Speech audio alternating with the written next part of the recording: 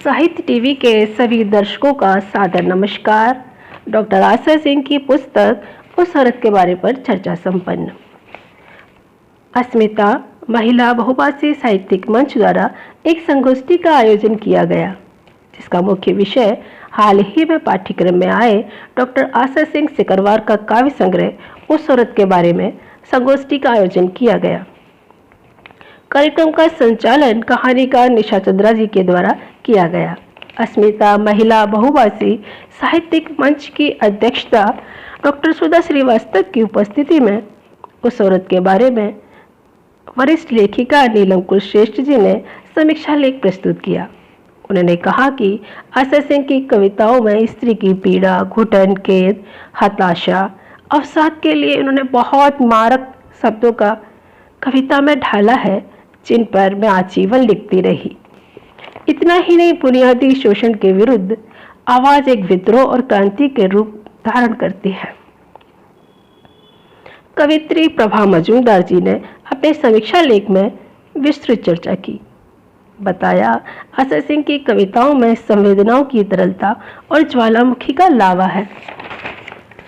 अनेक परतों के नीचे धधकता हुआ वे आह्वान करती है एक सार्थक प्रतिरोध का, पूरे बदलाव का, नई दुनिया की संरचना का। इसी कड़ी से जुड़ते हुए कहानीकार निशा चंद्रा जी ने आशा सिंह ने काव्य संग्रह उस औरत के बारे में एक संवेदनात्मक प्रतिक्रिया देते हुए कहा, कितना लिखूं, एक एक शब्द मार्मिक अभिव्यक्ति से छलोछल है। साथ ही काव्य संग्रह की कुछ चुनिंदा पंक्तियां सुनाकर सभी स्त्री लेखिकाओं और कवित्रियों को भाव विभोर कर दिया। कवित्री आशा सिंह सिकरवार ने भी अपने काव्य संग्रह उस औरत के बारे में से कुछ कविता का पाठ कर गोष्ठी में अपनी उपस्थिति दर्ज कराई। साथ ही अस्मिता मंच की अध्यक्ष डॉक्टर सुधा श्रीवास्तव, मल्लिका मुखर्जी, कविता पंत, दिव्या भीमाणी, नैना अत्रोता, छाया कुमार आदि कवित्रियों के काव्य पाठ पर गोष्ठी को स्त्री की आवाज के रूप में तब्दील कर दिया।